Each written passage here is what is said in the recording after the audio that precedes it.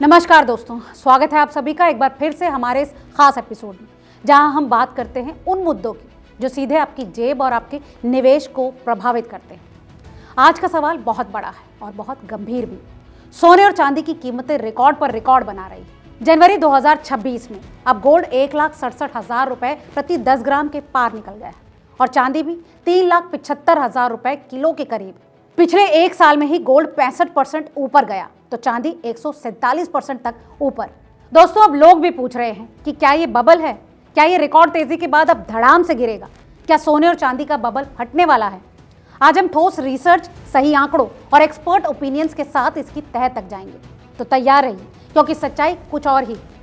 दोस्तों, पहले ये समझिए कि अभी क्या चल रहा है। 27 जनवरी 2026 को MCX पर गोल्ड 1,67,000 के ऊपर ट्रेड कर रहा है, जबकि इंटरनेशनल मार्केट में गोल्ड $5100 से $5500 प्रति आउंस के बीच ट्रेड कर रहा है।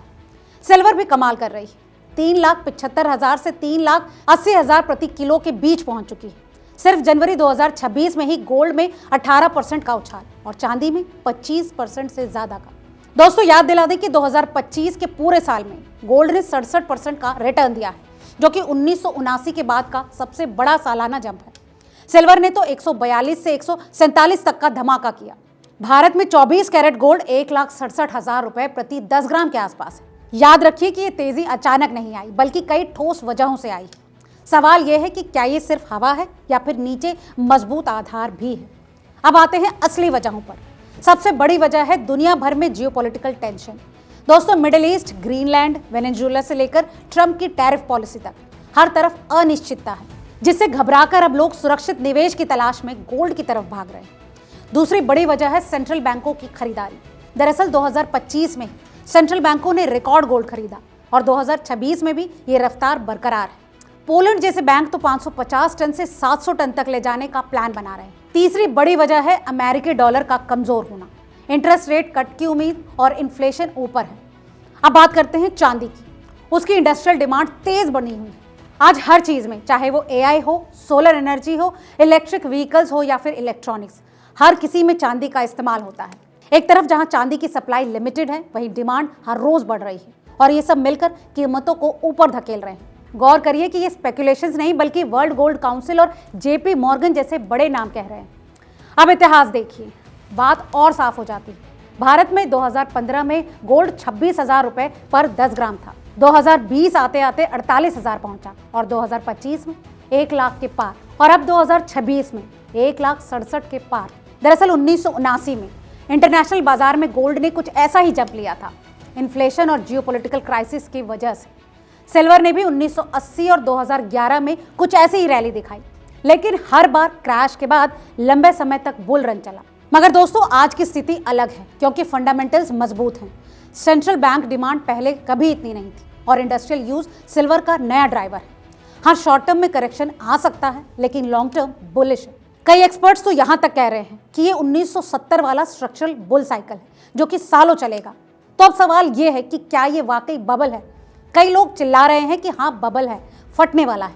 लेकिन दोस्तों, बड़े एक्सपर्ट्स जैसे JP मॉर्गन, गोल्डमैन सैक्स, वर्ल्ड गोल्ड काउंसिल, वो कह रहे हैं कि ये बबल नहीं है। गोल्ड का मॉनेटरी वैल्यू और स्कैरसिटी इसे सपोर्ट कर रहा है। बबल तब होता है जब सिर्फ स्पेकुलेशन हो, फंडामेंटल्स जीरो हैं। यहाँ तो डिमांड रियल है। हाँ, कुछ लोग जरूर कहते हैं कि इतनी तेजी के बाद करेक्शन आएगा, मार्जिन हाइक्स हो सकते हैं, लेकिन क्रैश वो मुश्किल है। इन सबके अलावा सिंकिंग अल्फा जैसे प्लेटफॉर्म्स भी अब साफ कह रहे हैं कि नहीं, ये कोई बबल नहीं है। सिल्वर में भी सप्लाई डेफिसिट की वजह से बुलिश व्यू है। अब फ्यूचर की बात करें तो 2026 का आउटलुक और भी दमदार। JP मॉर्गन कह रहा है कि गोल्ड $5,000 से ऊपर चौथी तिमाही तक, यानी $5,000 से $6,000 तक पहुंच सकता है। वहीं कुछ एनालिस्ट तो 6,000 तक का भी टारगेट दे रहे हैं। सिल्वर के लिए $100 से $125, कुछ तो $200 से $220 तक भी बोल रहे हैं। गोल्ड और सिल्वर रेशियो अभी हाई है। अगर नॉर्मल होता है तो सिल्वर और तेज भागेगा। अब बात करते हैं भविष्य में क्या होने वाला है। दोस्तों, सेंट्रल बैंक डिमांड 2026 में भी जारी रहेगी। इसके साथ ही जियोपॉलिटिकल रिस्क भी फिलहाल कम होता नहीं नजर आ रहा। इन सबके साथ साथ इंडस्ट्रियल डिमांड चांदी को नई ऊंचाइयां देगी। हाँ, शॉर्ट टर्म में वॉलेटिलिटी रहेगी, लेकिन लॉन्ग टर्म में ये बुल मार्केट और चलेगा। तो दोस्तों, आखिर में सीधी बात, सोने और चांदी का बबल फटने वाला नहीं है, बल्कि एक स्ट्रॉन्ग बुल रन का हिस्सा है। तो अगर आपके पास है तो होल्ड कीजिए, अगर नहीं है तो सिप के जरिए या फिर समझदारी से एंट्री लीजिए। लेकिन याद रखिए, कोई भी निवेश रिस्क के साथ आता है और इसीलिए रिसर्च करिए और एक्सपर्ट से सलाह जरूर लीजिए।